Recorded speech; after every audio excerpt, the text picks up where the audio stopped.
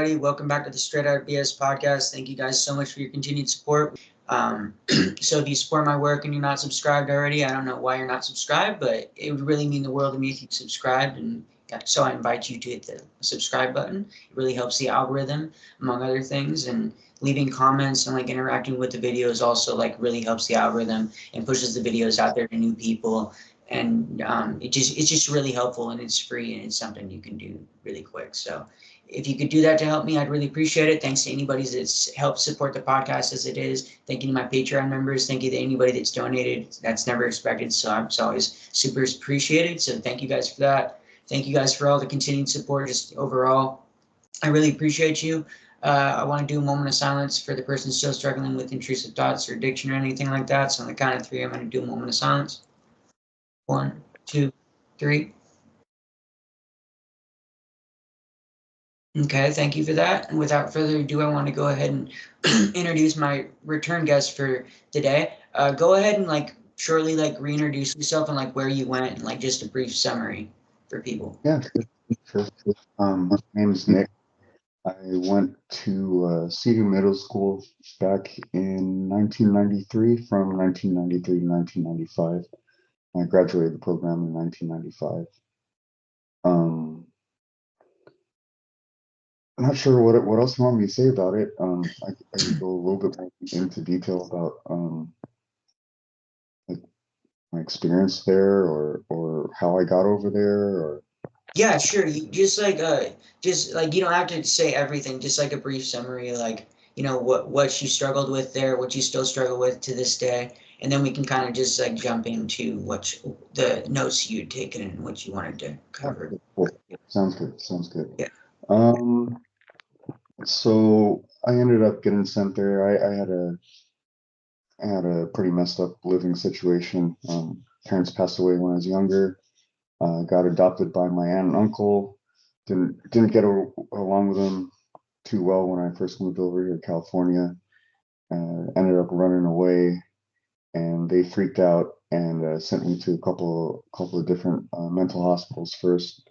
They're like rehab treatment centers / mental hospitals, and those obviously weren't going to be long-term locations that I was going to be staying at. And I don't know if it's from talking to different therapists or family friends, or maybe it's a combination of everyone, but someone found a long-term boarding school up in Running Springs, California, called CEDU, and they sent me there. I was there for 2 years. The stuff that the issues that they're kind of having me deal with mostly there was just like grief of my parents passing away, since it was pretty fresh at the time, and well, I struggled afterwards, just trying to assimilate back into normal life, going from boarding school where your day is completely structured and everyone there is kind of in the same boat as you, and then getting thrown into a public school where it's just like a free for all, and is just a hard transition to make. And I struggled in high school, and then fell behind pretty bad, and could have been worse too, I guess. But I fell behind, and after high school, at the end of high school, got kicked out of my uncle's house, and kind of got sent on by my own for a little bit. Yeah, I inherited some money from my parents passing away, and didn't have proper guidance. So I struggled a lot. Just kind of blew through a lot of money that should have been spent correctly, but I didn't have, like I said, I didn't have proper guidance after high school. Yeah. So yeah, didn't do too well with that. But yeah, life just kind of beats you up, and oh, geez, man, what happened? Yeah, I don't see you. Do you see me? No, not yet. You disappeared. Yeah, I don't know what there you go. There you go. it seemed like the screensaver turned on or something, but I don't know if there's something I need to do with Skype to make sure it stays on. That's weird. The screensaver for your phone? No, well, it just went blank, and then I That's had to I had to turn my phone back on. So yeah, I remember last call that we had, we didn't have any problems like that. So yeah, that's weird. That's yeah, honestly hella weird because I've been starting to like get these weird like technical difficulty things when I'm trying to interview people, and it's kind of weird, honestly. It for sure could just be like, technical difficulties, but it's like, why is it happening now? yeah, of You know what I course. mean? Why not before? The, You the know? timing of always makes you wonder, Yeah, if something else is at play. Of course. yeah, yeah, for sure, for sure. But yeah, you were So yeah, saying, I didn't have too much else to say about like my life and stuff. It went up and down, and I struggled a little bit here and there, and I did well, and I didn't do so well, and um, you know, time passed, and now I feel like I'm doing pretty decent, like pretty decent compared to what I was doing before, and I have direction now, and I can take care of myself, so that's a good thing. that's good. Right on. So you had like some topics that you wanted to cover today specifically, right? Yeah. Is man, I I watched I watched a couple more videos on your channel, and then I also watched that series called what's it called? The Program, Yeah. and it made me kind of recall back to some of the things I was saying about how I felt about experience at CEDU and my program, and I couldn't help but feel a little fucking little fucking guilty, man. And I felt like it was like unintentionally, of course, but I felt like maybe a little bit disrespectful to some people like you, like you too, that went through these harder programs, and Well, like guilt. What do you mean by like guilty? Like, why do you feel guilty about it? Like, what part of uh, it? well, like I said stuff like, yeah, I would like if I had the chance to go through it again, would I do it again? Yeah, of course, because it led me to certain other things in my life, and that's just how my experience was. But when I look at like how like if I were to go through like what you guys went through in your schools that you went through, like I wouldn't be singing the same tune, that's for sure. Like I wouldn't be saying.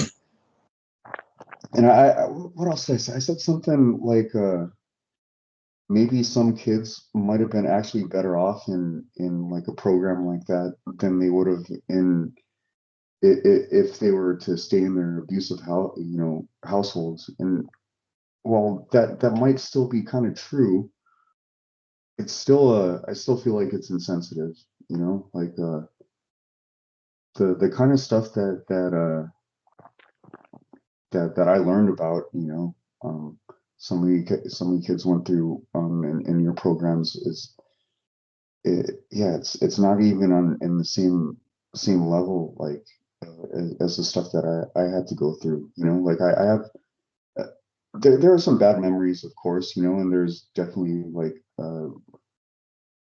mind control and like brainwashing and stuff like that, and but it just wasn't done on the same scale, and I still had family, like happy memories with people there, and yeah, like just good memories that I could look back on and recall, you know, and be okay with. But if I were to go through a program that you guys went through, I I wouldn't be saying I definitely wouldn't have like the same outlook that I had. So yeah, I felt kind of like I was just being a little insensitive with what I had to say about my experience in light of hearing what other people had to go through too. Yeah, yeah, and I would just say that um, everybody's experiences, of course, like, their own. And like, I would, like, personally, I would go through the place that I went through again, just because it made me the person that I am. And there were like a few, like once they actually broke me, like when they were gonna send me to Jamaica, um, then like I got to actually experience this entire like other side to the program, where like you could actually have like shit that you just take for granted. You know what I mean? Like, you could like be in a cabin with like six to eight other upper level boys, as opposed to being in a family with like 30 or so kids of differing levels, either not working the program, or trying to work the program and not succeeding, just a bunch of mix of people. So you got privileges like that, and then you got like, you could use the gym, and like you could play video games on certain days, and like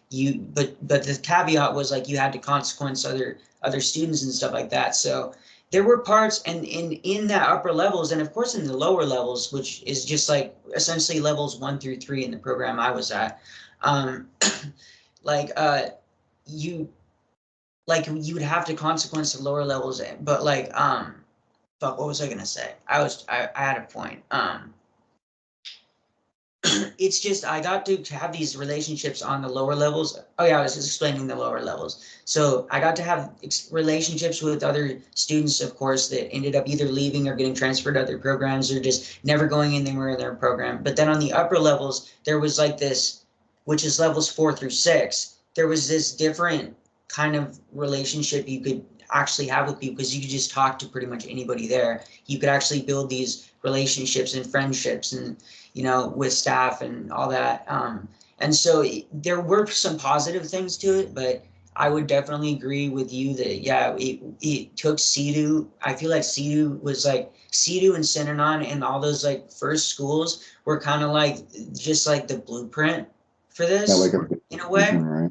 Yeah, and then like a test run or whatever, and then, not saying that what you went through was a test run, but just thinking about it like, okay, we can do this, we can get away with this shit, right? Let's take it to the next step, and let's open up all these new schools or whatever, and then let's see how much we can get away with there, and we'll just keep on pushing the envelope until, we can't push the envelope anymore. And I think that's just what happened, was just an evolution over time of progressively just more intense. They started like getting physical with people. I don't know when that started, but I know there was probably some of that in CEDU too. But from what I've Yeah, heard, it was more psychological, right? yeah, it was more psychological, but it just seems like maybe over time they had like a better sense of what kind of stuff they could get away with, and how strong their word versus the student's word was going to be, Yeah, um, and how much the parents are going to actually allow them to get away with. yeah, which was quite a bit, Yeah, especially if you don't let them. Like, if you're vetting all their letters and you're not letting them get their first phone call for at least 60 days, like at least the first 60 days, like they can literally do anything to you, right? yeah, Essentially, because you can't just bitch to your parents in a letter, and you can't talk to them on the phone. And even when you do get to talk to them, it's like monitored. So if you say anything fucking bad against the program, or like come get me, or like I'm being abused, or like people are like I was just put in solitary confinement for 3 days, like if you say anything about that, they're just cut off the call. So um yeah, it's just I think that they just, they attained like almost full control of the students and the narrative. You know what I yeah, mean? And I feel like yeah, the parents just bought right into it, but that's also, the parents were conned too. And I think that that's an important point to always bring forward to people, is that the parents were conned into this too.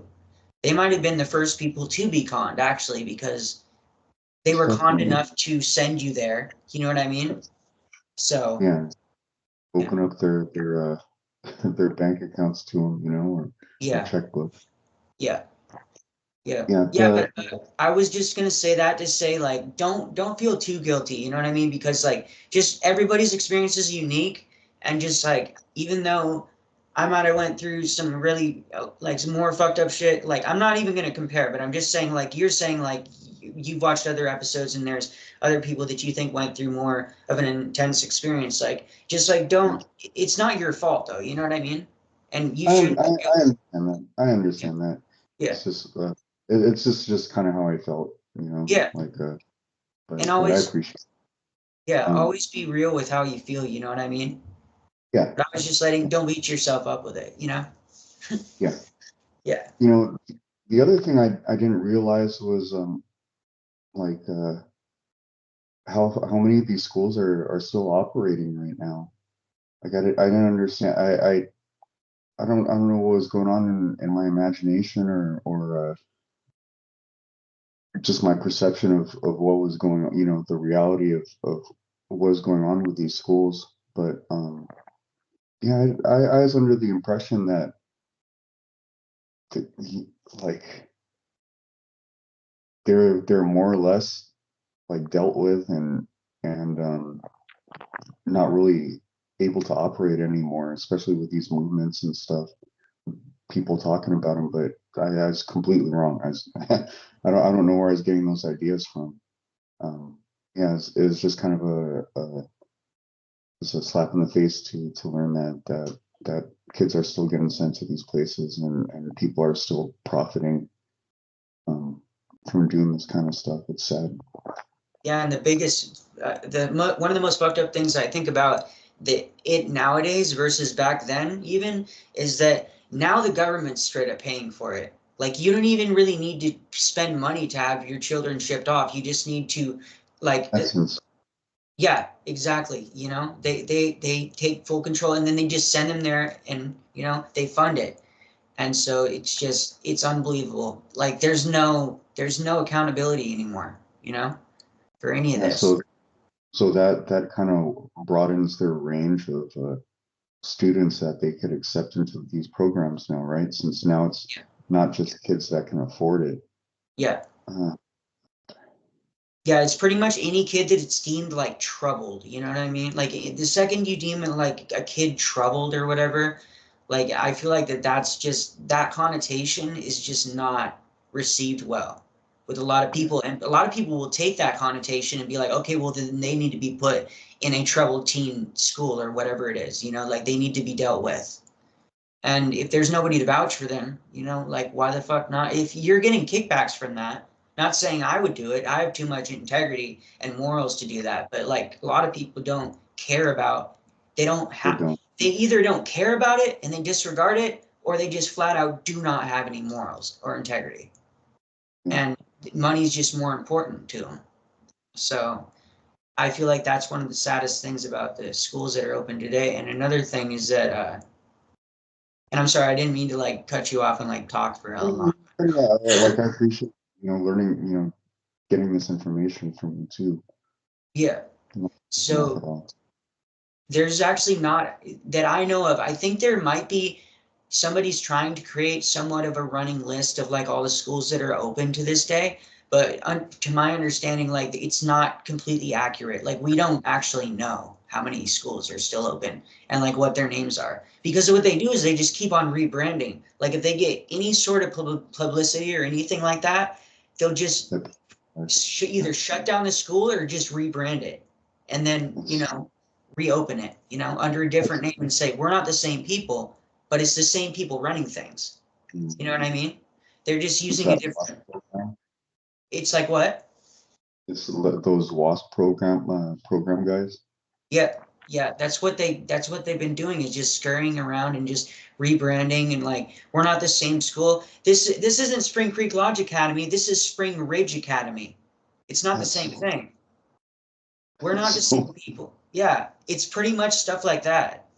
It's essentially, and then like, you can still trust us to send your children here. It's unbelievable. So I think people are trying to make a running list, but we don't actually know, to my knowledge, how many schools are still open, which is unbelievable. Like there needs to be at the very least, I feel like there needs to be some sort of national database for all of these schools. yeah. Like they shouldn't be able to hide from a database. Like you should have to have that shit in a database there needs to be like oversight of these schools, in my opinion. Like you can't just like how like why would you trust somebody like I would never trust somebody in the middle of the woods, just like, you know, where there's no accountability, nobody for like 30 miles to just like, you know, self-regulate and just like, you know, I just don't trust that kind of situation. Yeah. But there needs to be oversight to enforce that, I feel like, you know, and Yeah. make sure that people are not abusing the kids. It's just it's so crazy that the government will be funding this kind of stuff and they don't also put in like funds for like better surveillance of what's going on, you know? Like you'd think that with these, you know, all these tons of reports of kids being abused and stuff, maybe they'd start putting up cameras and they'd be on like some government channel that other people wouldn't be able to access. That way, that you know they know that no one's messing around with the cameras and trying to hide shit. Like little things like that, but it doesn't even see, from what I know, like they don't even put anything like that into place. And that would be an infrastructure that wouldn't be that hard to create, I would think. You know what I mean? Yeah. Just have some sort of like, because they Pretty already fucking. have, what was that?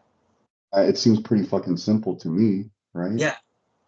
Yeah. And it's not like, it's not a money thing because we have more than enough money for these things, you know? Yeah, So, especially if it's coming from the government, you know, like if they're paying for kids to be put there and stuff.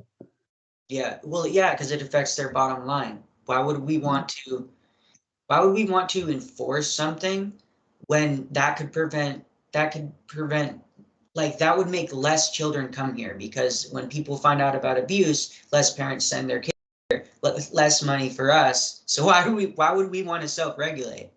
You But know? it's just like, wouldn't don't you think like shouldn't I mean, shouldn't the mentality be like more parents will be comfortable sending their kids to these types of places if they know that there's proper monitoring of staff being, you know, going on? Like, Yeah, wouldn't I think. families feel a lot safer sending their kids away if they knew that the staff was being monitored the whole time? And yeah, you think that they'd want to pay for something like that, but Like imagine if there was a program where you could like every family had a live feed of where their kid was. Like an yeah, actual live feed. So you could actually like you could if you wanted to like watch and make sure that they weren't doing anything to your kid, there could be some sort of live feed at certain points of the day that shows like you know like no you know like in the I would put it probably in the most intense rooms like the solitary confinement unit. There has to be a camera in there because so much fucked off shit happens in there because there's it's just a fucking small room, nobody else is in there, nobody's gonna know. So like there needs to be, especially high risk areas for sure, like you know study hall, intervention, solitary confinement, whatever you want to call it, because those are places, you know, that nobody would know, you know? And I feel like that's where some of the most fucked up shit happens. Because they don't, you know, sometimes they do it right in front of everybody, but it's not a general occurrence. They try and go off somewhere and do something, you know? So I definitely like there needs to be some sort of live feed if they're going to do this, you know? I mean, do other people, do other activists like have they brought up stuff like that? I don't know, not that I've heard of, no. Well, I know that there's cameras at some of these places, especially the new ones. But the thing about their cameras is that the only people that has access to that footage is the people there. So they're not giving this footage out. And then usually when people request it, they say, "Oh yeah, it's corrupted," da da da, like some bullshit excuse, like there was a flood and everything broke, like you know, like we don't have the footage or whatever. And if they do give the footage, you know, then you know they're probably toast because it's probably going to show some incriminating stuff. So, but I had an idea, like why don't we just send a robot that looks completely human into one of these programs and just have it record everything, literally everything. Or you could even, I also had an idea, like, why don't we just put a drone up above these schools and literally take video? Yeah, drones, man. It's technology these days. You could do stuff like that. Yeah, I mean, what are they going to do? Shoot down the drone, you know? Yeah. I mean, they can't really do anything about it, you know? Except Yeah. if they have like restricted airspace above the program, which I could see them trying to push for something like that, especially if they're smart, they would push for something like that, you know? In this day and age, we can't have drones flying over. But I'm surprised nobody's really done the drone thing, because you could literally have live video of that. Yeah. And then you could just bring it right back to the police or whoever needs to see it, you know? Yeah, it almost seems like sometimes like the police, like they're so some complacent with these schools, you know? Like they don't really push back against them hard. They let them get away with a lot of stuff. Like when it came to those stories of the kids that went missing at the school that I went to, um yeah, they just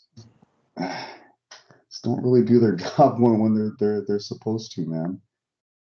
And I don't know if that's intentional, if there's something else behind it, you know, if there's incentives behind it. That's all just speculate. You know, that's all just speculation. But yeah, man, it seems like a hopeless cause. And well,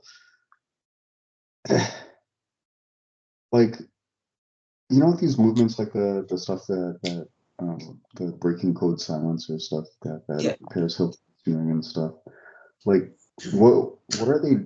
I mean, other than talking about it, you know, these issues and stuff are. What do they do to try to get these places shut down, or to just are they just talking and spreading awareness? Is that like their main thing, or do they actually like try to do anything as far as legislation is concerned? Or Well, I know that they did pass fairly recently. They passed some new legislation that just got passed. I would have to read the legislation. Like, I don't want to like say something that's wrong, but I believe that it had to do with like holding these schools more accountable in some way. I think it was either that or something having to do with a running list, but I would have to look at the new legislation. But they are pushing for new legislation, and I would need to like actually find out more about the inner workings of that whole thing to better know how I feel and like about that. But my thing is, like, at least they're trying to do something, you know, yeah, even if it is just talking about it. But the fact they did push a little bit of legislation forward, and I just hope that they keep on pushing legislation forward, yeah. I because mean, like those types of big movements. That's why I'd hope, you know, like they'd have someone in there that's at least thought about the camera idea. You know, yeah, just there has to making be. yeah, there has to be someone. It seems like such a simple solution. Yeah. Um, it works in in other places, you know, to keep things safe. So I don't know why they wouldn't do that there. Yeah, But, you could even have like a state sanctioned drone that literally just provided live footage of different parts of the facility throughout the day. Or you yeah, could just have yeah, multiple ones that are literally sanctioned by, but they can't be sanctioned by the part of government that profits off of putting yeah, children in these places, because that creates a conflict of interest. You know what I yes, mean? yes, Because then yeah, they feel like they shouldn't turn in evidence because it's, you know, bad yeah, publicity or whatever. So it has to be a part of government, maybe a new form of government, like a new branch or whatever, that is specifically dedicated to making sure that these children are kept safe and that there's no like nobody doing anything faulty, you know? I mean, if yeah, they're going to have these schools open, I would prefer they all close down. But if they're going to have them open, they need to have some sort of upper accountability that's not just on the facility, that's not just the owner of the program, because that's too easily, you know, taken advantage of. And I would definitely agree about the cops, you know, probably being involved, like definitely not all of them, but I do know that a lot of these programs pick like smaller like towns and cities specifically for that reason, because they end up pouring so much money into this place that, you know, you would be stupid to not, you know, follow suit, you know, because if you don't, then this is like profits for the entire town. So at some point, you pretty much end up buying off everybody in the town. Yeah. If that makes sense. You know what I mean? So, because that's what happened in the town closest to the place I went, Thompson Falls, Montana. Like the sheriff there was, in my opinion, crooked. I'm not going to say his name, but if you look into Spring Creek Lodge, he's mentioned quite a few times. He literally had a court order to get a child out of the program and did not do anything about it. I think for like 3 to 5 days or something like that. I think it was 3 days. He didn't do anything about a court order that was put on his desk. Like immediate, you need to get this child out of this program. And he waited like 3 days to do that. And then when they asked him, why did you wait? He said, I don't have to tell you that, essentially. He was like, I'm not going to answer that question. And then they pushed him and he's like, I'm not going to answer that question. You know? So it's just like, you know, it's just like, tell me you're guilty without telling me you're guilty. You know what I mean? Like, what are you like, you know? I don't know. It just doesn't look good for him, but I feel like they do that shit on purpose and they pick small towns. I mean, and I definitely think that the police are in some way incentivized, especially if it's a lot of the income is coming from them, you know, or they're just bad police, you know. There's just bad cops too, but not all cops, but there's definitely bad cops for sure. I totally agree. Not all.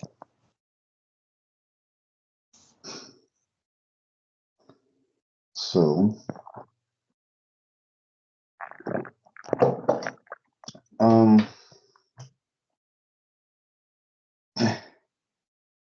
I also wanted to, I mean, as long as you're okay with it, I can't help but, you know, watch videos that you're in and stuff.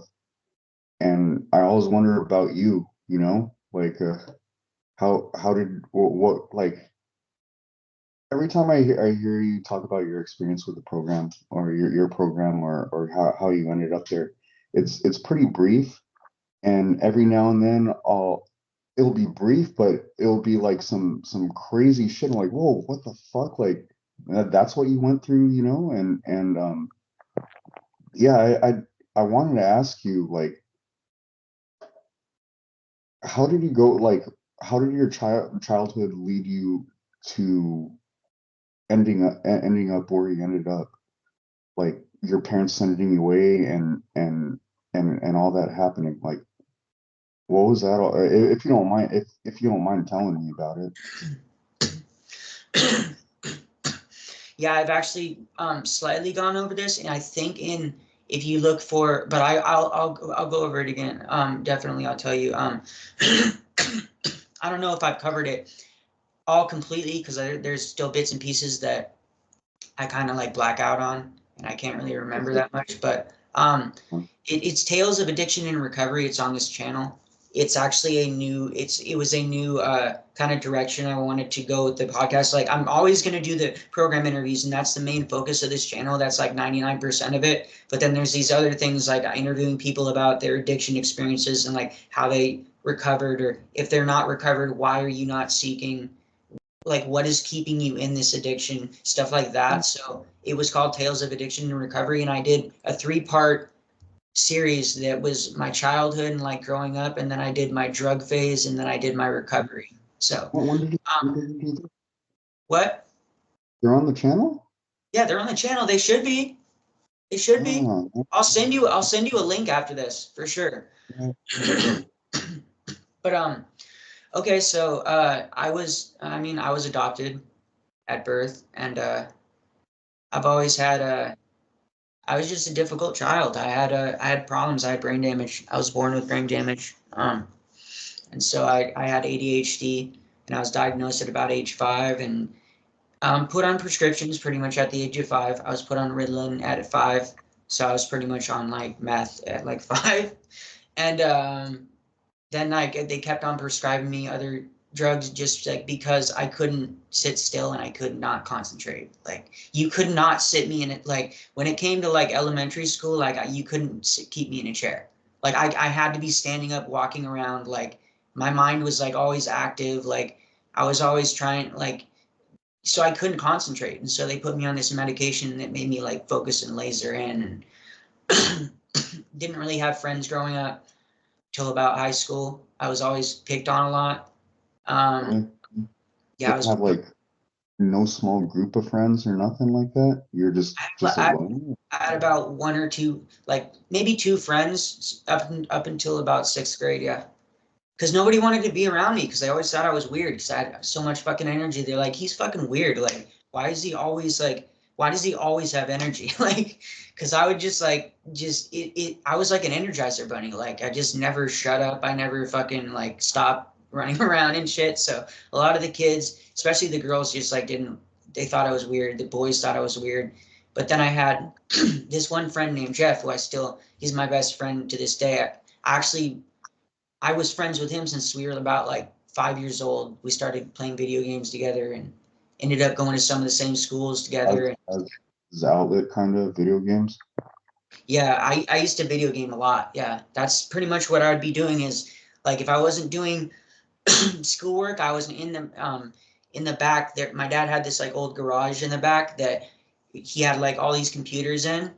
Like at the age of 5, I built my first computer from scratch. My dad was like a tech nerd, and I'm a nerd. So my dad had like a old like old like garage that he had decked out into like just a computer, like because he repaired computers. So there's always like 6 to 7 computers in there, including like mine, and I had a backup computer. So I would just have me and Jeff over, and we just play video games.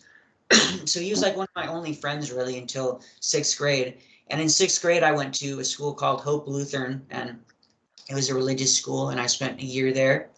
And then I started talking to the girls and had my first girlfriend in that phase, and um, then I went to for I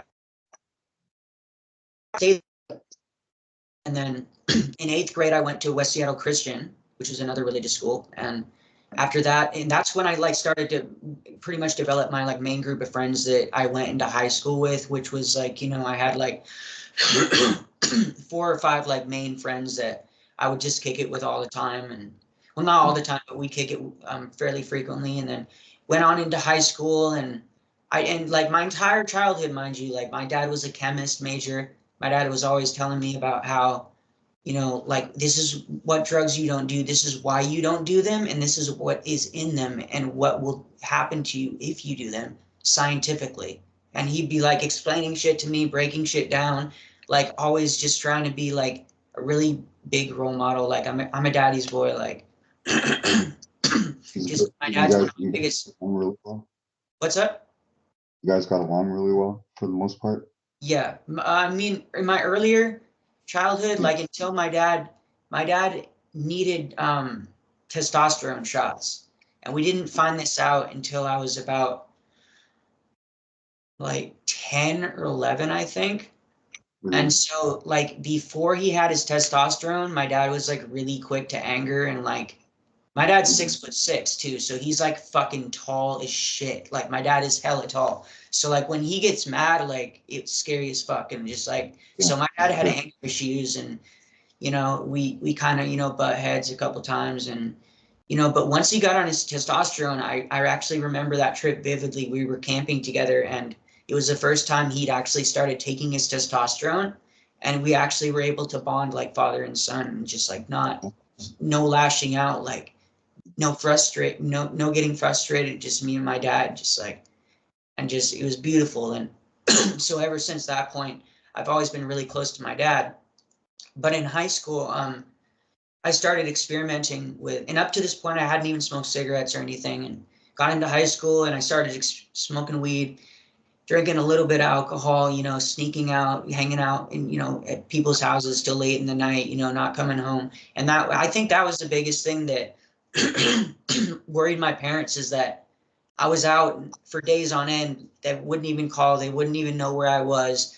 And then I would just show back up home and they would think, you know, like have no idea what happened to me, which I personally think is regular teenage, you know, delinquent behavior.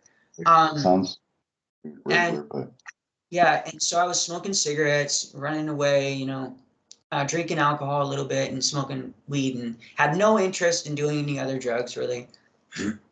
And then I got sent off to Spring Creek and I remember when they came and got me, because I came, it was one of those nights that I had snuck out and I had just come home the night before and I was super tired because I've been partying for like, partying is in like drinking alcohol and like not like anything hard or anything.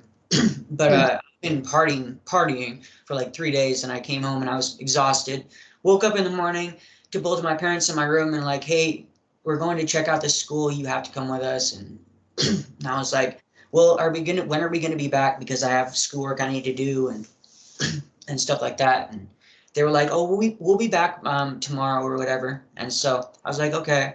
And I got into the car and we started driving and I just like passed out in the back seat. And I remember waking up like 2 or 3 times and we were still driving and the scenery was changing and it was no longer like pine trees and like, you know, like the Washington kind of feel. It was getting to be like, you know, there was like forests and then there would be like the desert area and then like there would be like plains. And so I kept on asking like, where are we going? Where's the school? Like, how far away is the school? Why are we still driving? And on like the fourth time of me waking up, they finally said, we're going to check out this school. There's nothing like, essentially like, you're going to do this. Like, we're already on the road, da, da, da, da, and just wouldn't tell me where we were going. And so we finally get there. And I remember pulling up into the, driveway because it was a long driveway that went up this hill. And it was like a long windy road that kind of went like this up the side of the hill. And then when you popped out at the top, there was just like, and it was snowing and this was in Montana. So like when I'm talking about like snow, I'm talking about like feet of snow, like literal, like almost car heights of snow. So I thought it was a ski resort when we first got there. And so I was like, are we going skiing? And my parents were like, no. And so we pull up and we park and we walk into this like trailer. It's just like a single wide trailer that had been converted into like what they call staff central, where they like do intakes and like take new students in and stuff. And I remember walking in there and the door closing behind me and both my parents being in there. And then there was like a room in the back and this lady comes up. Well, actually it was a guy, it was Mr. Cliff. And he opens the door and he says, come on in. And so I walk in and he's like, no, your parents stay out there. Come on in here. And then they close the door. And then he looks at me and he says, you know why you're here, right? And I'm like, no, I actually have no idea. I thought I was told we were going to check out a school. And he goes, you're here because you're a bad kid and your parents sent you away and you have to graduate from here. You cannot leave. We will give you the clothes necessary. We will take anything that you are not allowed to have and your parents will take it. And so if you want to go say goodbye to your parents, now's the time to do that. And I remember him opening the door and I remember my dad like crying and my mom crying and my dad looking at me and being like, and I was just crying and begging and just instantly like, Dad, please don't do this. Mom, please don't do this to me. Like I did not, you know, like I have not done anything to deserve like this. Please don't leave me here.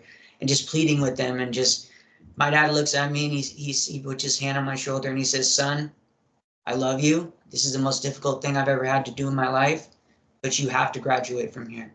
You cannot come home until you finish this program. And I remember them walking out.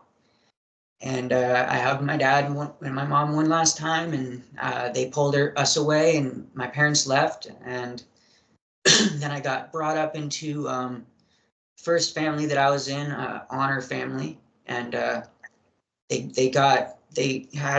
did like a strip search and took all the clothes that I couldn't have and gave me a uniform, and then I changed in South Central, and then there was like 2 upper level students that came in Staff Central. They were essentially, they were going to be like my my shadow pretty much. I would shadow them for like the first week, or I think it was, I can't remember how long it was, but essentially they were supposed to show me the ropes about what was going on and stuff. And so they both walked me. And also you had to have like a upper level. Okay, that's what it was. There was one upper level transporter or trainer that they call them, and trainers can essentially move from point A to point B. Like they can move around the facility, and like they grab groups of students and will take them to like the doctor, or like take them to an the NA class, or take them to the classroom, or take them from the classroom back to the family, stuff like that. So there was one of them, one trainer, and then there was one like I think level 2 or level 3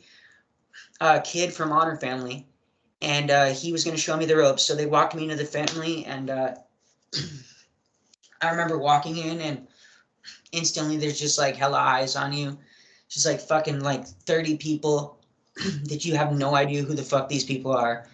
And instantly, like I was, like I said, I was bullied when I was younger and shit like that. And so like instantly, like when I got there, I was like, within like a couple hours of being there, I had already fucked myself over, because everybody was grilling me like, hey, where did you, like, what kind of drugs did you do at home? Like, who are you? You know, like, where are you from? All this, you know, just, you know, bombarding me with questions. And one of them asked me what my favorite kind of cigarette is.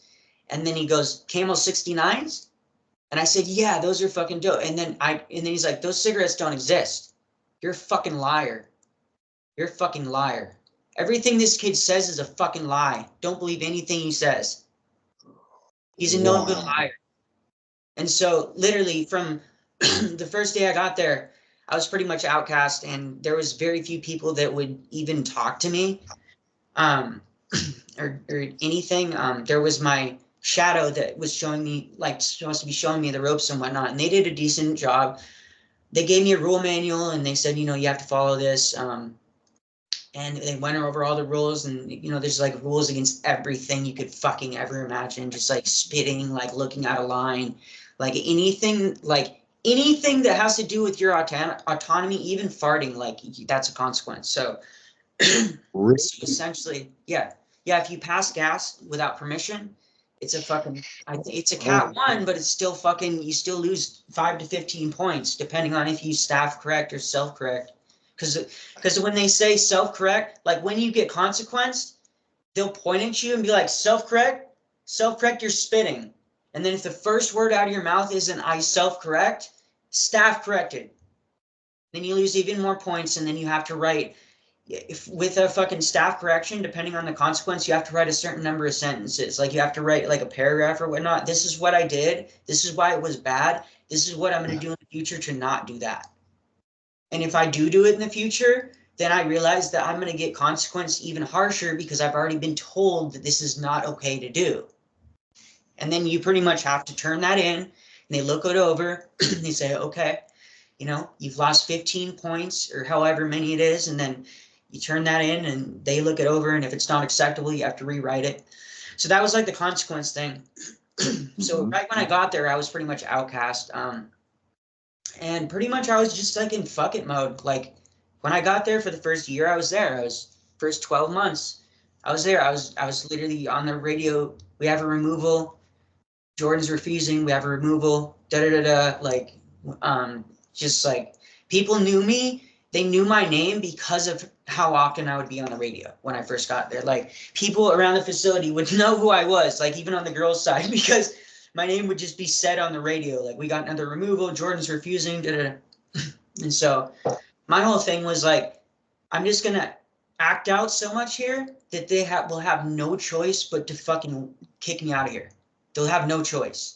And literally in my entire life, like I'd always been super rambunctious and full of energy, and just like nobody could stand me. So like this should be easy, right? This should be a fucking piece of cake to fucking, you know, get thrown out of here. And so for 12 months I was refusing and bouncing between study hall, where they would have you write, you know, sentences. So this was like the more intense version of like when you got a consequence, you would have to like, you'd get assigned like 500 sentences or 10,000 sentences, and you'd have to write the same sentence over and over again. And until you were done writing all those, and you had to sit up in a certain way, you had to sit like straight, like in these cubicles, and there would be like wood on each side of them, and there's like this square like wooden seat that was really uncomfortable, and you'd have to sit there for hours and just write sentences. Like this is what I did. This is why it was bad. Da da da da, and just keep on repeating that. And people could get like fucking so many sentences, dude. Remember people that had like 50,000 sentences, shit like that. Like shit was insane. So they would have you. They would have you if you had sentences to do.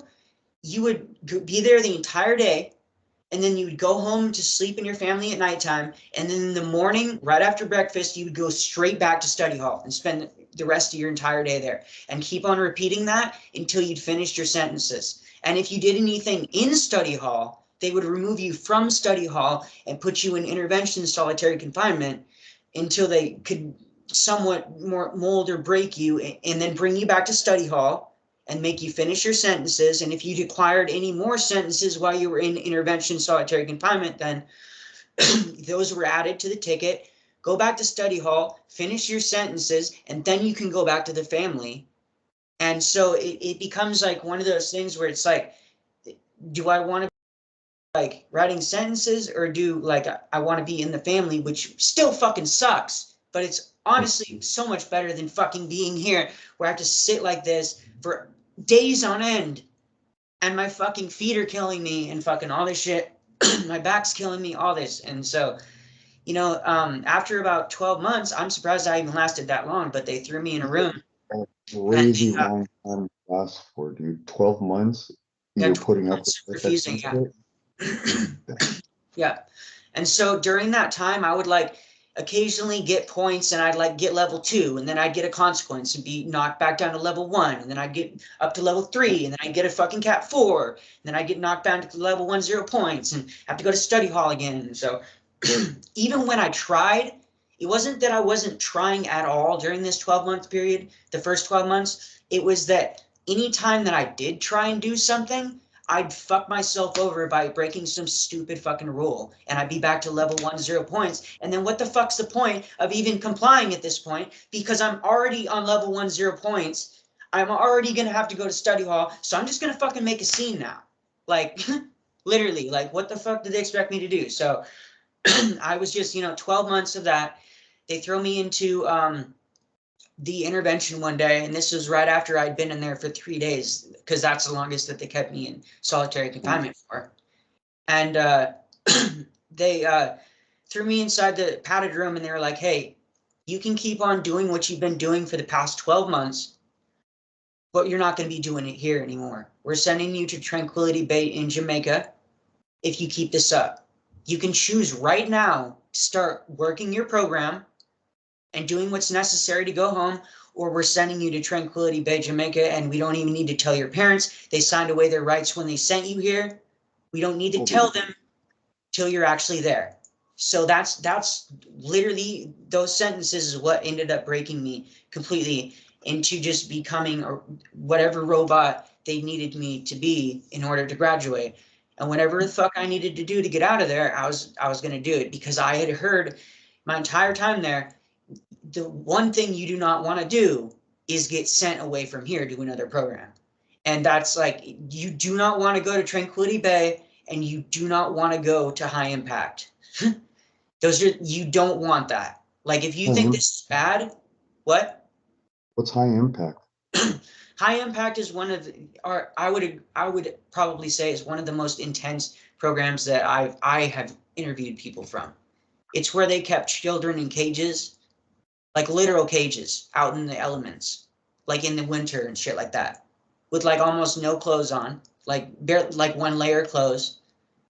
You pretty much have, you'd have to probably watch an episode to get like the full picture on that, but it got shut down for human rights violations, if I remember correctly.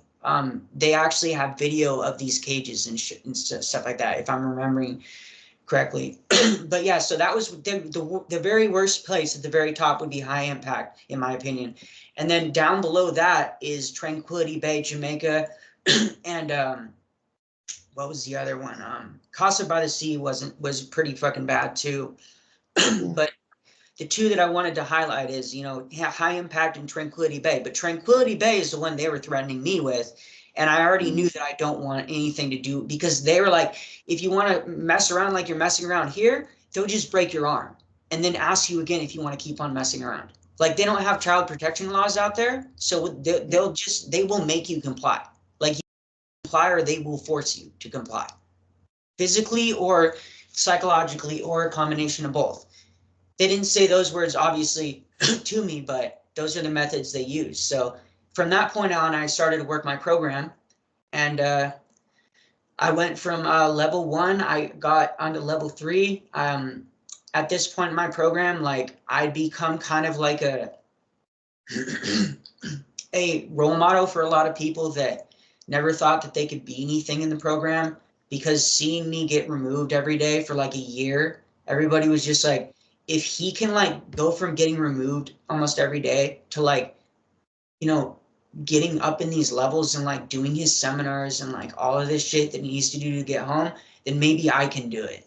Like, it's going to suck, but maybe I can do it. And so I know that I influenced a lot of people just by seeing me, you know, turning it around and stuff like that. And so a lot of people started looking up to me and just wanting to be my friend. And like, so I developed like, started developing like a lot of relationships and stuff like that with students at that point. And then I got up to level 4 and I voted up to the team, and I was really I was so proud of myself. And I went through, well, first I went through focus. So the seminars are just like a whole nother thing, but it's so difficult to describe the seminars. It's essentially just a bunch of attack therapy, intermixed with like a bunch of brainwashing and like mind control rituals they do, like essentially to like make you feel guilty about like everything in your life, and just like you're like a horrible kid, like it was your fault that you got raped, like you have to take accountability for that, like you have to realize that you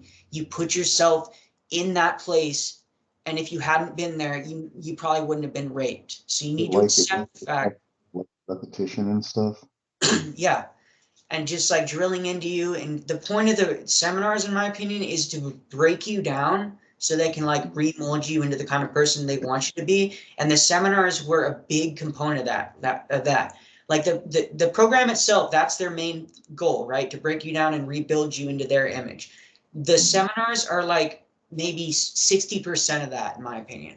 Like it's very seminar reliant. Like if you do the seminars and like actually do everything that they say, and like especially if you actually, okay, let me just talk about myself. Like me personally, the first seminar I got in, I knew what the game was because I'd been there so long.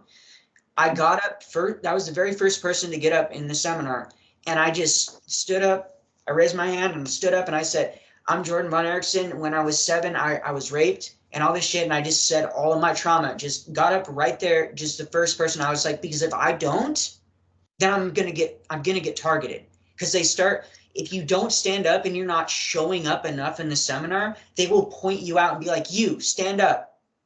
Why are you being so quiet? What makes you quiet? Like, why are you quiet? What trauma have you not dealt with? And put you on the spot and make you talk about it. So I was like, fuck that. I'm not going to let them do that. So I just like did it myself and just said, here's what I've been through. And so for me, the seminars were some of the most intense things I've been through in my entire life.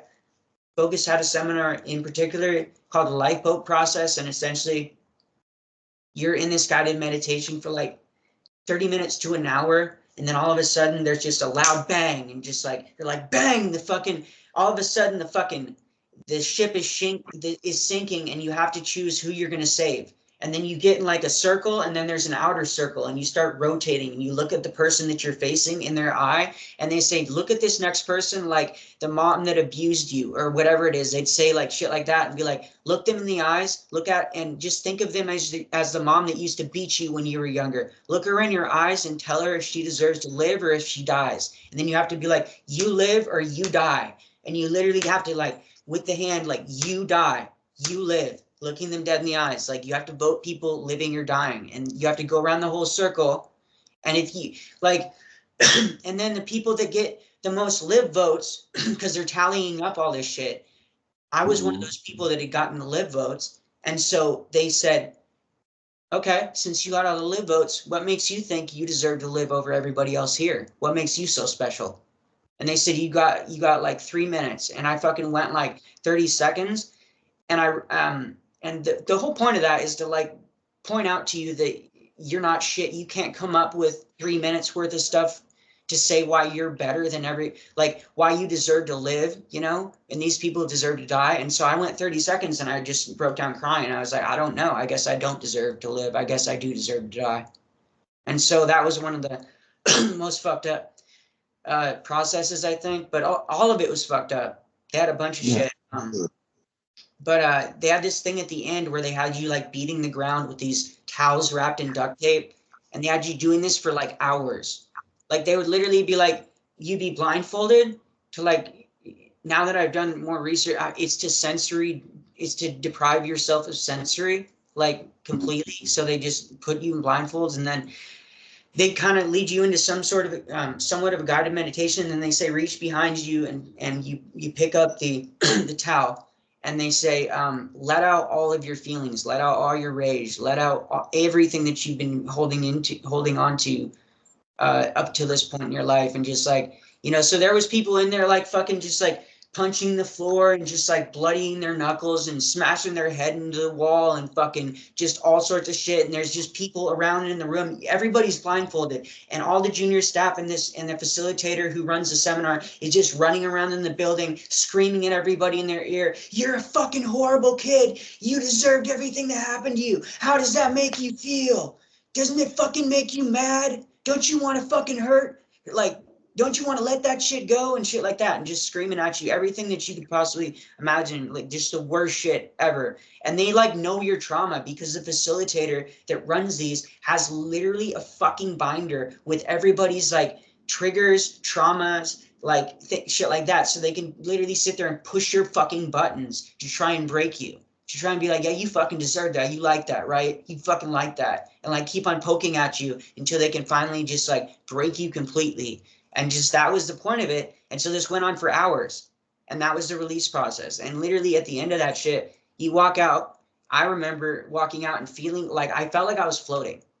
Like it was the strangest feeling. Like every seminar I went through, you get like what I call a seminar high. It's like the strangest, like I've never felt that feeling ever again in my life, but it was forced.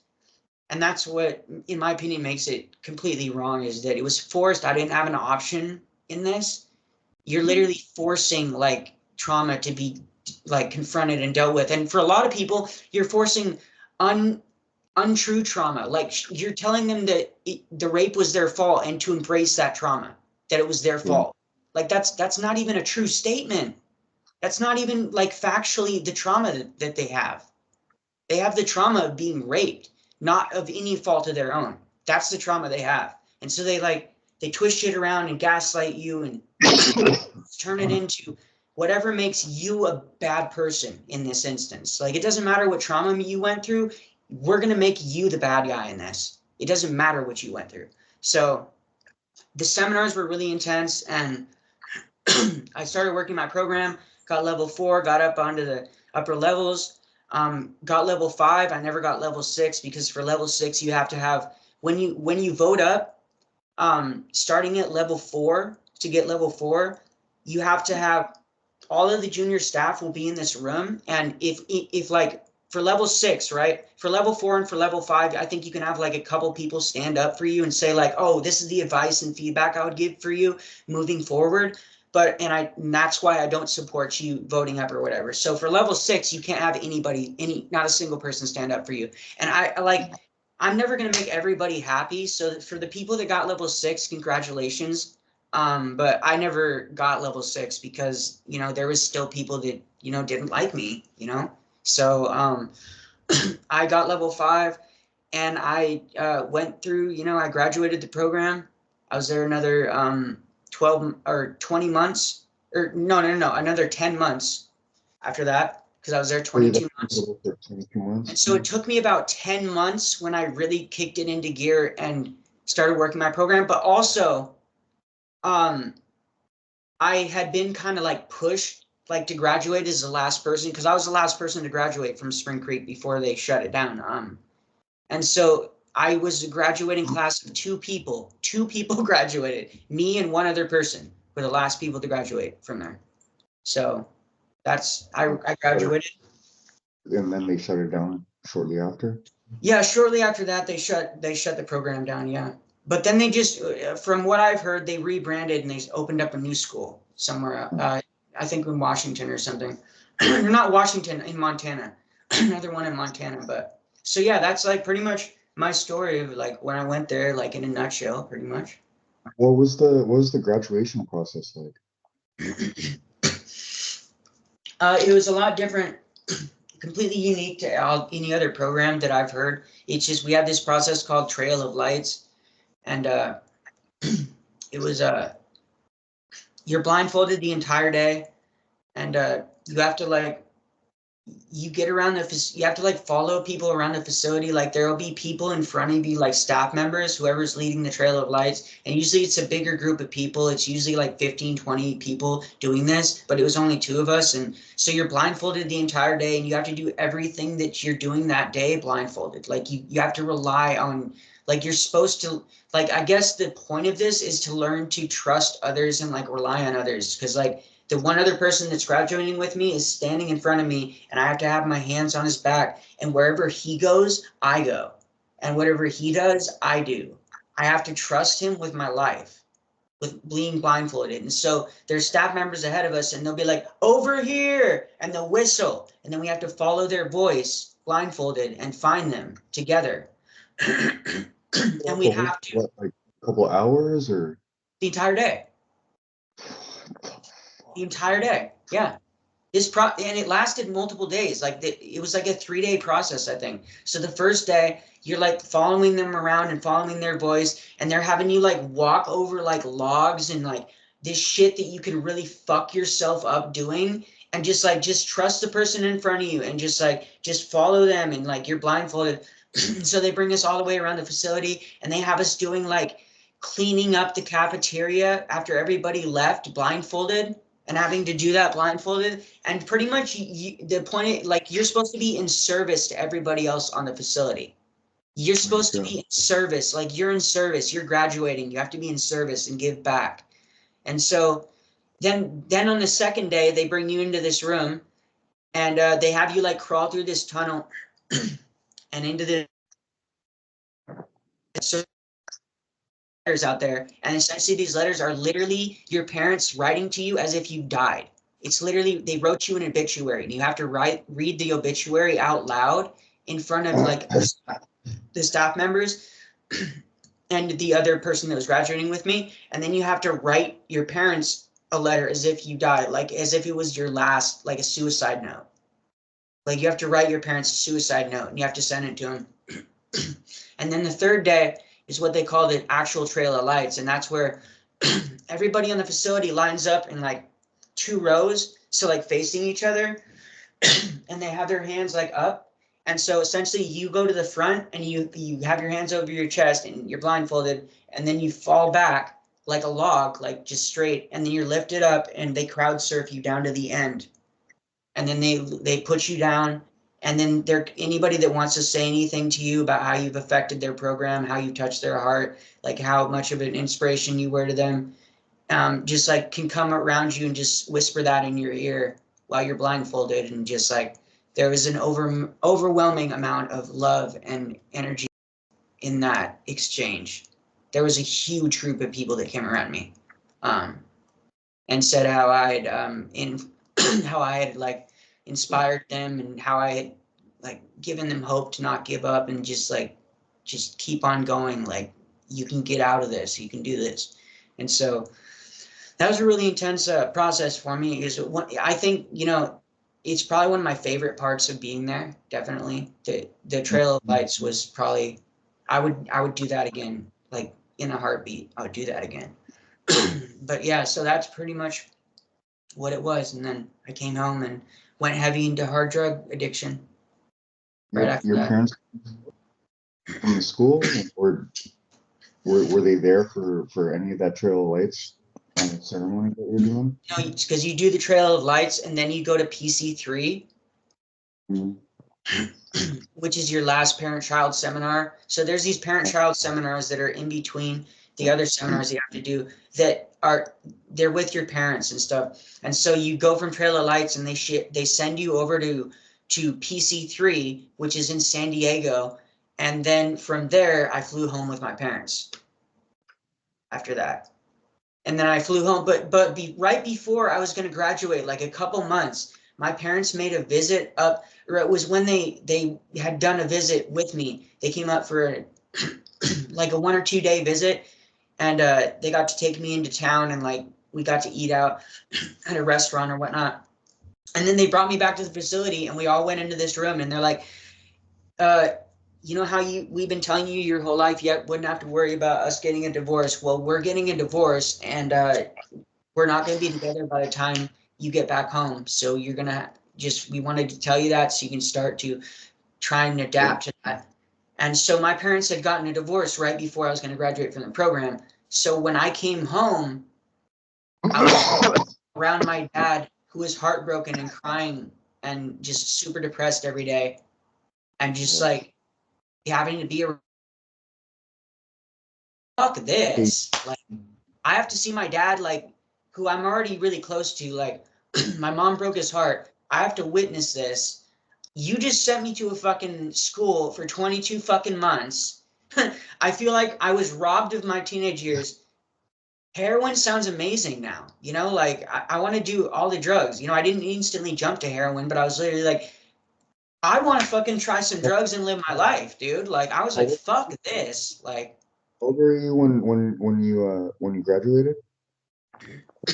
right before I turned 18. Right before I turned it, I was like 17 and a half. So did you go back to regular high school or anything after that? Yeah, I was a senior. And I became his 5th-year senior because I was doing so many hard drugs like during class. Like they actually pushed me through as a 5th year. Like I shouldn't have even graduated. He told my parents like the amount of struggling that this child has had since he's been back at this school, we don't want to make it any more difficult for him to be able to find a job than it's already going to be with all of the shit that he's struggling with. And so they said, we are going to graduate him because it's already, if he has to get a GED, this kid is never going to work. That's pretty much what they said. Like we don't want to contribute anymore to this being a hard life for them. So thank you for that, West Seattle High. Thank you for fucking graduating me in my 5th year for that. But yeah, so I went back there and finished high school. And then I pretty much went off the deep end, like right after high school. So Did you when you went back to high school, did any of your old group of friends, did you go back to them, or did you have a new group of friends, or like friends that I had before I left. yeah. Yeah, there was definitely friends that I had before I left, but I couldn't like anybody that I tried talking to about what the fuck just happened. Like I barely talked to anybody about it because where the fuck am I gonna start, dude? Like literally, I got like you saw me one day, and then the next day I was gone, and like I'm just gone 22 months. Like there's just like I don't even know where to start, and I was like in high school, so you know everybody's just going to be like, you're just being fucking dramatic, dude. What the fuck, you know? I mean, it's high school, so they're just going to be like, you're fucking exaggerating, you know? Like, it can't have been that bad, you know? Like, you're just like, you should be glad that you're back here now, that type of shit. So I pretty much just said, I didn't really talk to anybody about it until, like, pretty much when I was into my hard drug addiction. And then I just didn't care what other people thought. And I was, because they'd always wonder why I was so like self-destructive. And I was just like, there's a lot of fucking reasons, honestly. And I have a lot of fucking reasons to be angry right now. I still have a lot of reasons to be, to be not necessarily angry, but just like, you know, definitely upset about some of the things that happened to me in my life. But I'm not so much upset anymore. I'm just like, I'm accepting of it, and it is what it is. But it doesn't make it any less like hurtful having to go through that and just like have nobody to talk to for like a really long time about it. And then I actually remember being in my addiction and homeless, and I was literally walking like to get drugs one day, and I'm walking down this path and I bump into somebody, and I look up, and it's somebody that I was in the program with. And he looks me in the eyes.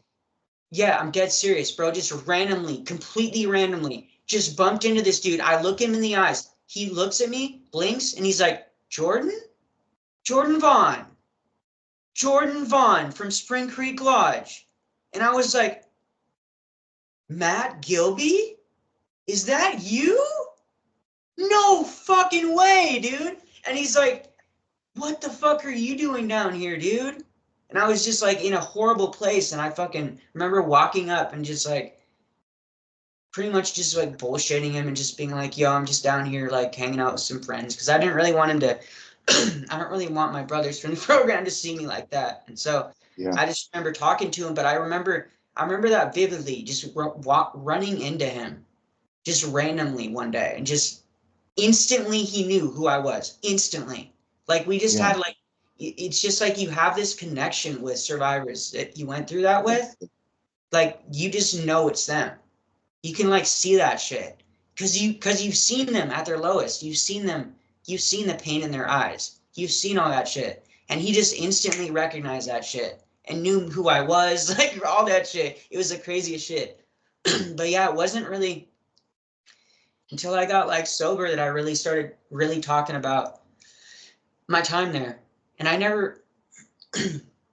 I always just was grateful that I got out of there, you know? And I never really focused on like, tried to not focus so much on the specifics of like what happened there, but I was just grateful that I made it out alive, because I don't think I should have. And especially what happened after that, I don't, statistically, I shouldn't be here. So it's been a long road, man. It's been a long road for sure. That is crazy, man. I appreciate you sharing that with me, man. Like, yeah, I wanted to hear what that was like, and then, yeah, like how your start at life just kind of ended, you know, like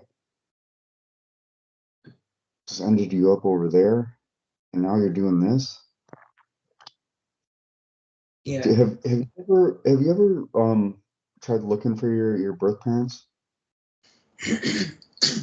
At different points in my life, so it was an open adoption. My dad ran away after I was born, so I don't even want to pursue that, because you didn't even stick around to try and be in my life. So why the fuck would I want to go after that? I might someday, but my birth mom, and this was so validating, like when she literally found out, like my mom I think told her, because I guess Jackie had come, and that's my birth mom's name, had come by the house or had met up, ran into my mom somehow or another. And Jackie had been like, you know, where's Jordan? Why isn't he here? And my mom told her, and she said, Jackie lost it. She was livid. She was fucking livid. She was like, you took my son and sent him away. You just sent him away. My son, you sent him away.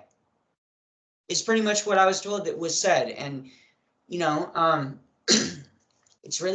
you know, hearing her say that, you know, it's just like, you know, it feels good, but at the same time, like it makes me sad, because like, I wonder how my life might've been if I had been with my real parents sometimes. Like, I wonder if if I would have gotten sent away, if my parents would have just been more accepting of me just smoking weed and experimenting, because my mom is a pothead.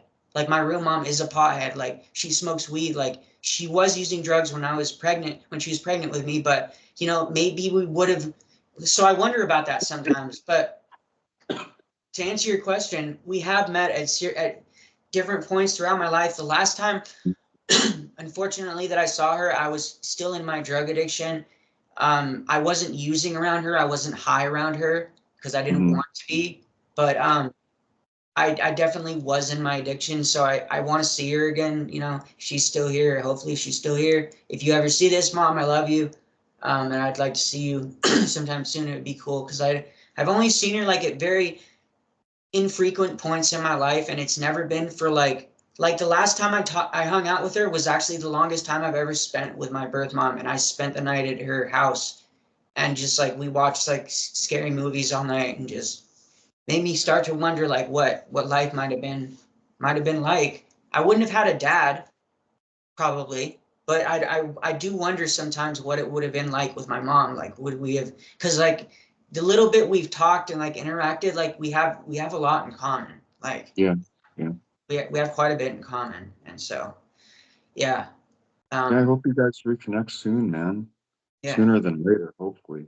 yeah. I also want to do one of those like My Heritage DNA or whatever Yeah, things and find out like who else I'm related to. You know what I mean? me I think too. that'd be awesome. You know, I think I might be surprised. I have a feeling that I might be related to some fucking crazy people. I have a feeling, but you know, you never know. You never know. But yeah, I've been thinking about doing that. Didn't mean to take up the whole episode or like half of the episode with my story, but No, no, no. I wanted to hear it, man. yeah, Like, I'm sure there's a lot of other people too that listen to your show that are curious too, and maybe they don't know about those other episodes that you have where you go into detail about it. But yeah, maybe hopefully they come across this when they get to hear that, because yeah, and that's a crazy wild ride, you know. Getting a long car ride, you know, extended car ride, yeah, ended up at this boarding school, yeah, fighting it off for 12 months. yeah, Oh man, yeah, strong spirit too, man. To be able to fight that off for a whole year is pretty commendable, man. Like I cracked pretty easy when I got sent to my program.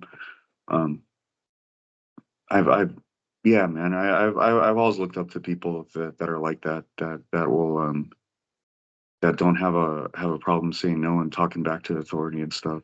I yeah, like when I was little, I was scared to do that kind of stuff. I mean, I do it to a certain point, to a certain extent, but when my feet got put to the fire, I'd usually yeah, crack a little bit easier than some people like you guys. yeah, yeah, for sure. No, it definitely wasn't easy for sure, but yeah, I'm just glad that I'm here today and I can make a difference, you know, in people's Yeah, lives. So yeah, for sure. man.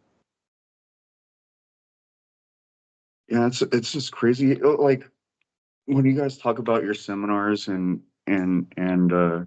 just basic experiences going through that program, it's like yeah, like you're saying with CEDU, CEDU is just like a beta version, like a test run, you know.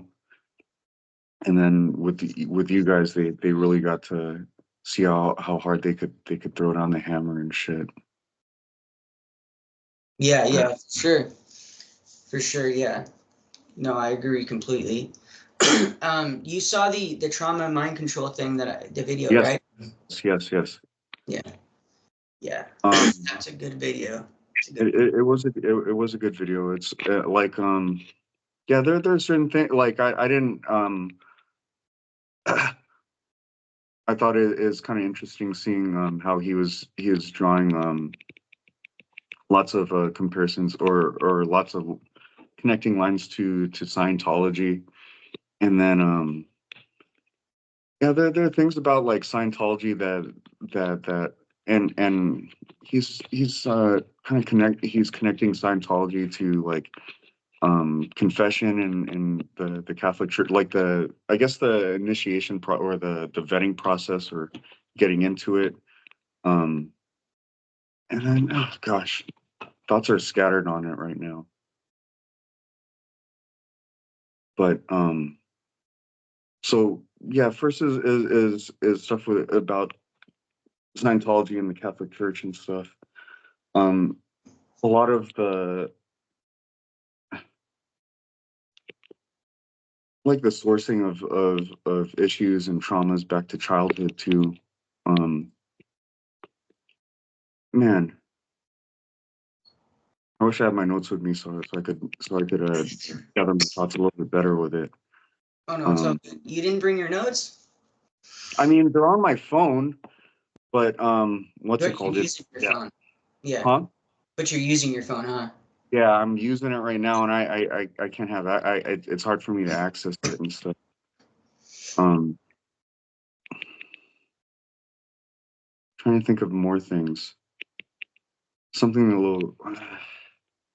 I guess like something that'd be easier for me to talk about just off the top of my head would be like when he's doing the guided meditation with you at the end, Yeah. and you're talking about like you're using like colors to identify emotions and stuff.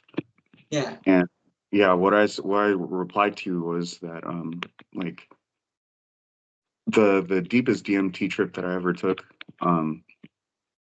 there's a point where I just kind of fell back, and it just felt like I could see my body like sitting on the couch, and I was just being like shotgunned backwards, and everything, like that point that I was focusing on just kept getting smaller and smaller and smaller, and I just didn't have a sense of self anymore.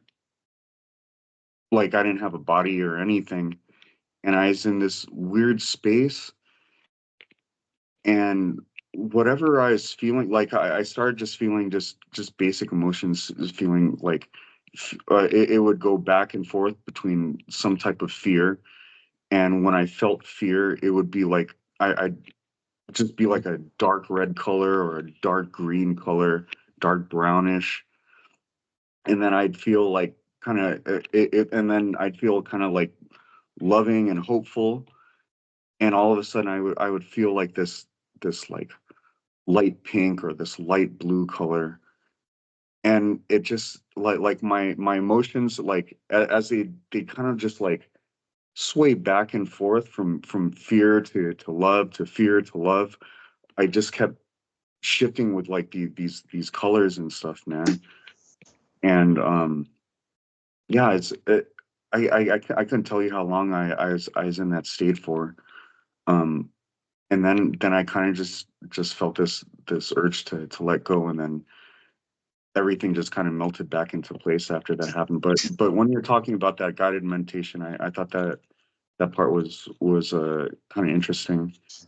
Um, just yeah, associating colors with emotions and stuff, and it's not something that I like even I never imagined anything like that before.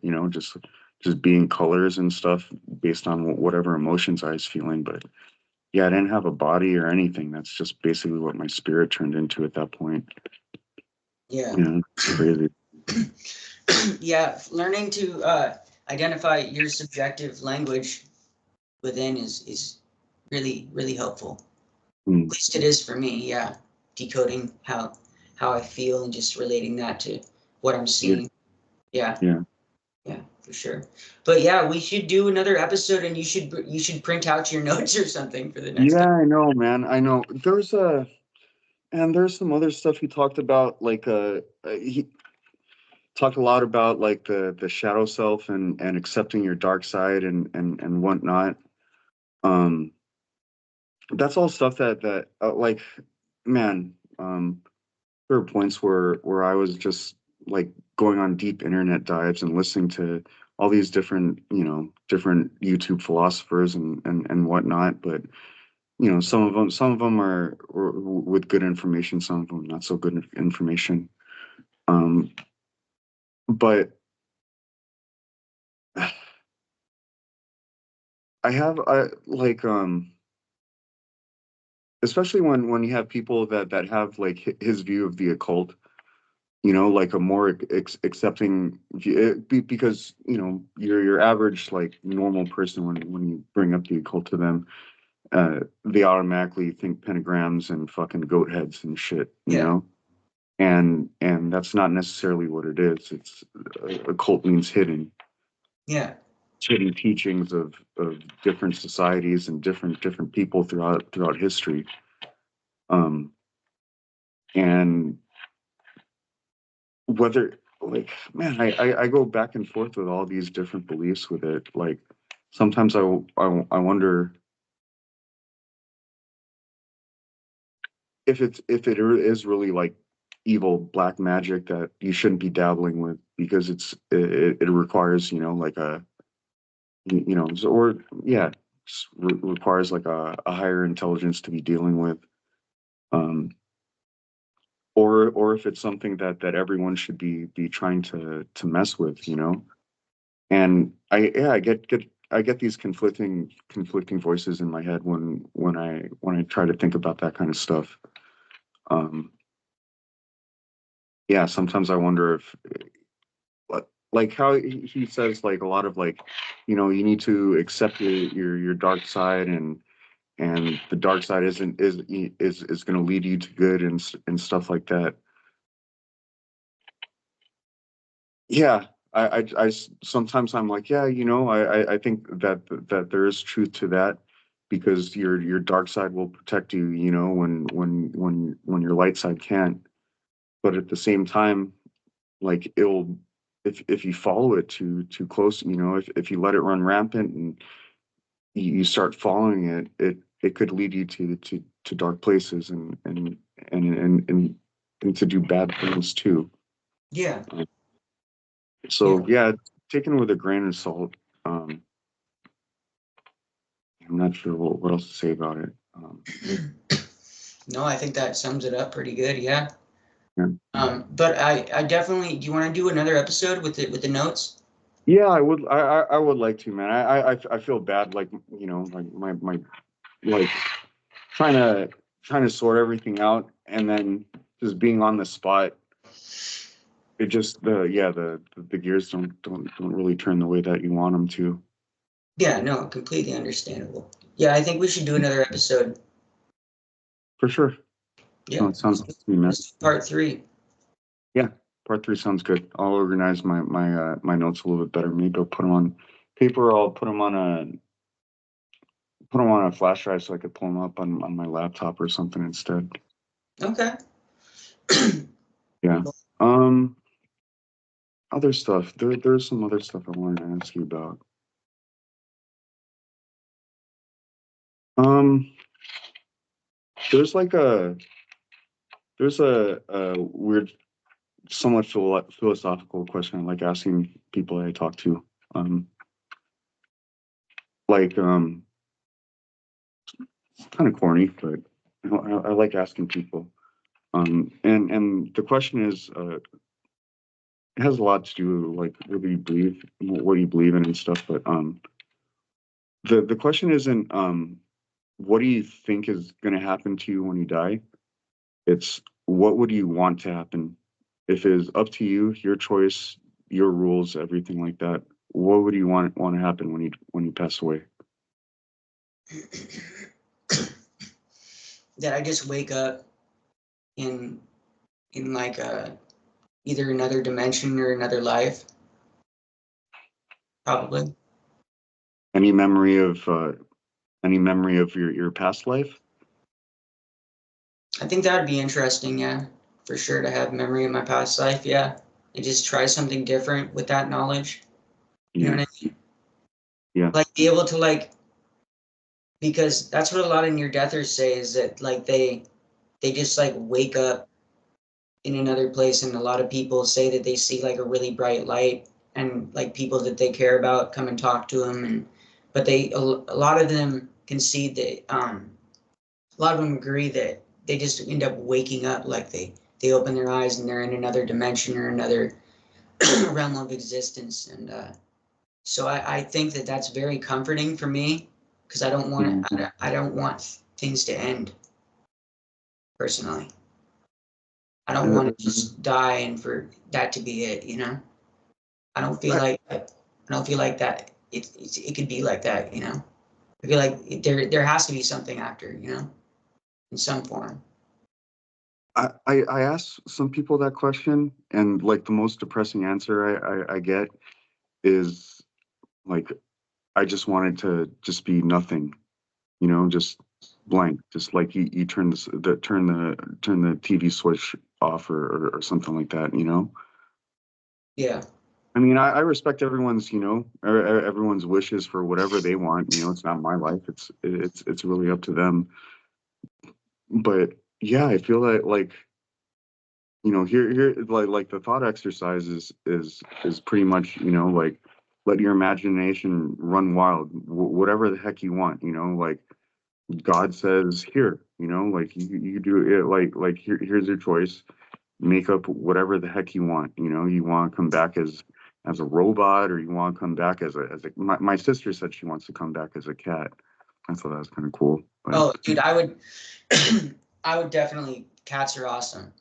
yeah. I also think it would be cool to come back and just terrorize everybody, the owners of these facilities. Like Yeah. make them go insane and run out of their own program or something, or just unlock all the doors for everybody and just let all the kids out. Like I think that would be, if I could like save all the children in the world, that would be awesome. You know, Yeah. just like, yeah, save them. If I could come back and just, you know, just, you know, have vengeance on fucking anybody that's harmed a child, you know, would be awesome. I Yeah. think Make them pay for. Yeah. I can't. I don't like thinking that people get away with that kind of shit, man. I hate it. yeah, It drives me crazy. And yeah, that would be pretty cool if you come back and do something about it. yeah, yeah, for sure. What about you? Because my choice, like what I want to happen. I hope that whenever I pass, um, I get to meet whatever the creative force of this universe is, and they just kind of take me to this screen, and they say, "All right, well, this is the life that you just got to live. Which one do you want to do next?" And then they let me cycle through the screen and look at all these different lives that I could try to experience, you know, and I get my option to pick what the next one is. Yeah, I think it would be cool to like maybe have like a family in another life, you know. Yeah. I don't know. Not to say that I'm not gonna have a family in this life, but I just like it would be very interesting to see what my life would have been like had I like just married somebody out of high school, like my high school sweet. I think it would be awesome to just like have a sweetheart all the way through high school and like just be madly in love with them and just marry your sweetheart and just always be together and just have a fucking amazing family. That's like Yeah, always, like that would be incredible, you know. yeah, that would be cool. I mean, one of my friends said that he'd like to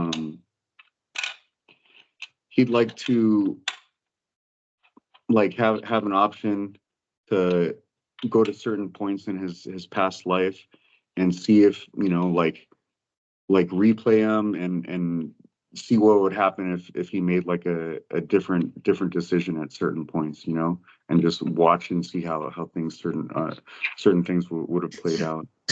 Like a I think that's crystal, pretty. What's that? like a crystal ball. Yeah. Yeah, yeah, yeah. That'd be cool. That'd be cool for sure. Yeah. Yeah. Yeah, man. Yeah, it's been good talking to you for sure. Good talking to you too, Jordan. Appreciate it, man. I'm sorry my brain's not working as good as it usually does today, but No, it's perfectly fine. That's why I think we should do a part 3. You know what I mean? yeah, yeah. Yeah, for sure. Part two sounds good. We'll set that up and then I'll make sure I'm prepared a little bit better this time. All right, for sure. Well, thank you. Is there anything else you want to cover on this episode? No, we could do that in the next one. I had some funny CEDU stories. They aren't like really they weren't really like traumatizing stories or anything. They're just more like what the heck, you know, it just wouldn't have happened in any, you know, normal facet of life. But yeah, just crazy CEDU stories. Okay, but you got the notes on that. You're not going to forget those for next time. Those ones, I don't need notes on those ones. Okay. I could pull those out my ass whenever. Like those are memories that are always going to be there. Okay. Cool. Awesome. Well, if you want to tell those now, you can tell those now, or we can save them for next time. You know what? I'll tell one real quick. I'll tell this one. Okay. This is so. Have you talked to other CEDU students, right? And they've talked about how they got like some of their punishments would be something called a full time or a table, where you sit at a table all day, do your writing assignments. If you're not doing that, you're going to be outside doing work assignments. Work assignments would usually be, making a trail or raking up leaves or chopping down a tree or some kind of shit like that. And my entire time being over at CEDU, I was pretty good about not getting in trouble. And I did get put on a table once, and it wasn't. What's crazy is, like, I didn't like, even looking back at it now, I didn't do anything wrong. So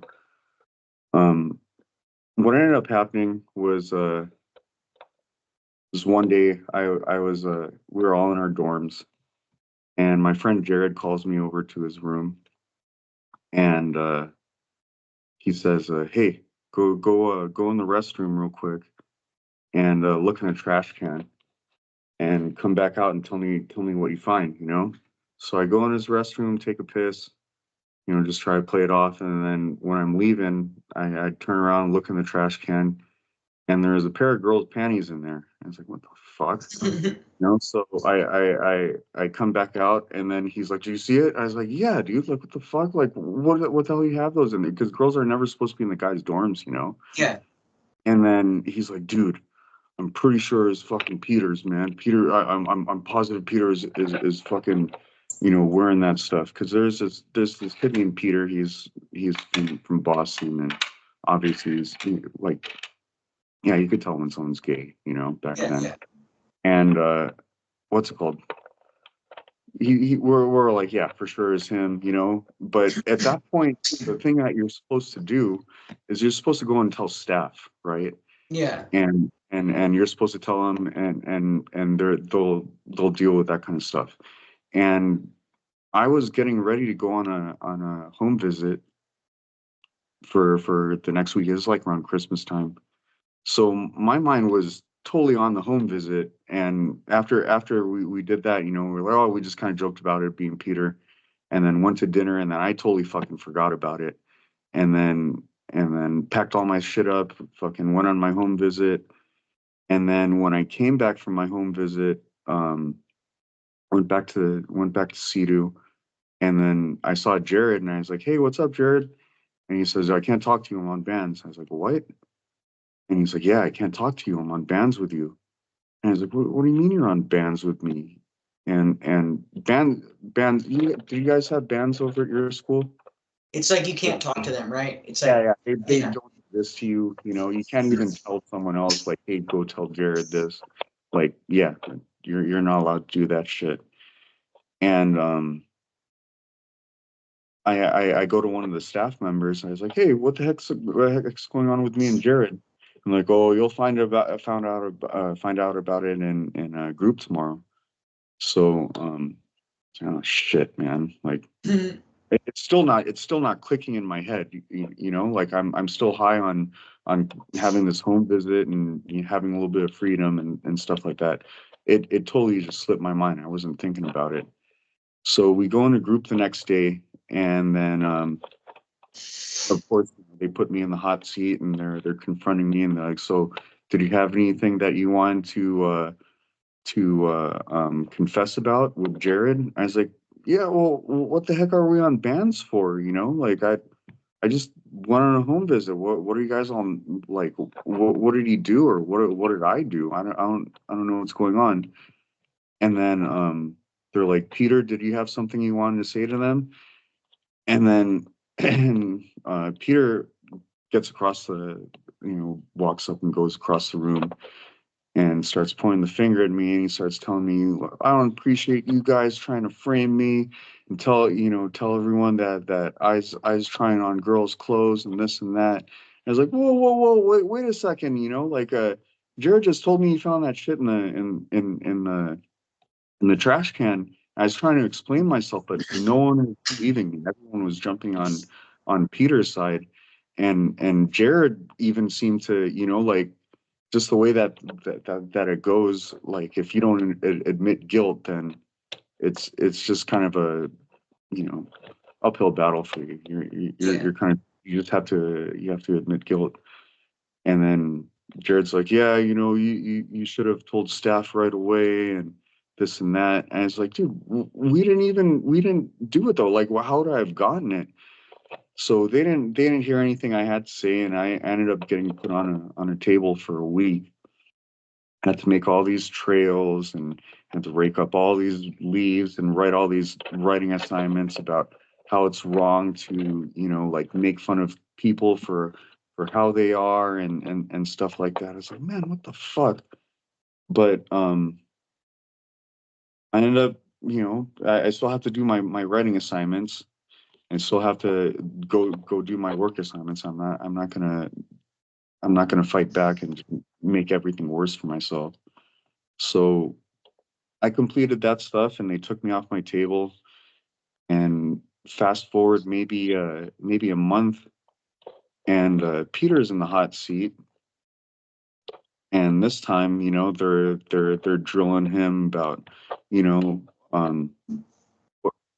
because drilling him about being in denial about being gay or something like that.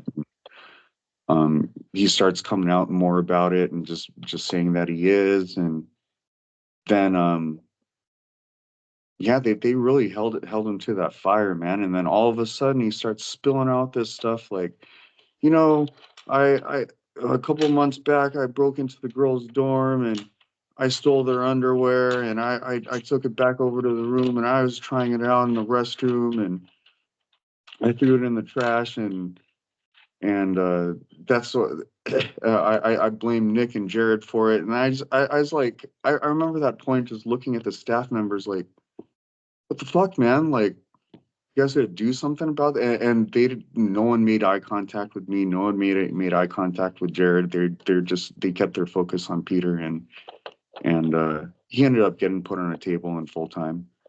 But yeah, man, we didn't. They never said anything back to me about, making up this thing or apologizing to me for making me get in trouble for something I never did. Yeah, but, that's crazy. But yeah, that was it. I thought it was just a silly story. That's funny. That's funny.